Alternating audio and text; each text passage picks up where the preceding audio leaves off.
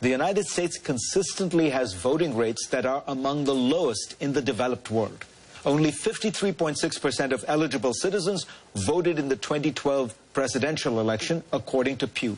By comparison, Pew reports that 84.3% of Turkish adult citizens and 87.2% of eligible voters in Belgium exercised the right to vote in their most recent national elections. Why? Well, maybe because voting is mandatory in Belgium and Turkey, and you get fined if you don't go to the polls. They are just two of the 26 countries in the world that have some form of compulsory voting, according to the Institute for Democracy and Electoral Assistance. So should the United States follow suit to boost turnout? President Obama has pointed out mandatory voting could be transformative. The people who tend not to vote are young, they're lower income, they're skewed more heavily towards immigrant groups and minority groups. There's a reason why some folks try to keep them away from the polls. We should want to get them into the polls. The president touted Australia as a success story.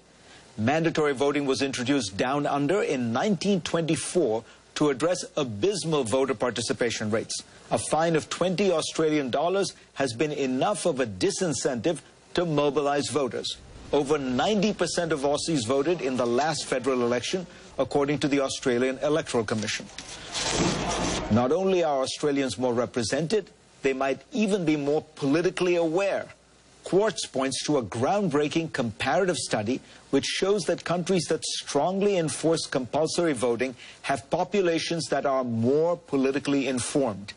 In the study, Jill Shepard, a political scientist from Australian National University, surmises that in countries with strong enforcement, quote, compulsory voting increases citizens' political knowledge, either because voters choose to become informed given the requirement to vote, or because the process of voting itself imparts incidental knowledge, unquote. Back in the United States, jury duty and taxes are mandatory. So why not voting? At the very least, the government should make it easier for Americans to cast a ballot. Like in Sweden, where citizens are automatically registered to vote and turnout is among the highest in the OECD, according to Pew. Or how about Oregon, the only state that automatically registers people to vote when they get a driver's license or state ID, a step in the right direction. Or take Estonia, the small Baltic nation, which allows online voting. On the other hand, the United States might look to countries like Australia, Brazil, and Greece, which, according to Think Progress, do a very simple thing. They hold elections on weekends, so people can partake without having to skip work. After all, American elections are only on Tuesdays because of truly arcane logic. In 1845, Congress deduced that Sunday was the Sabbath.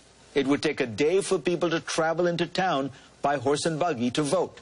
And Wednesday was market in the farming communities, so Tuesday was the most convenient day for voting. Clearly, our society has evolved. The rules governing our elections should do as well.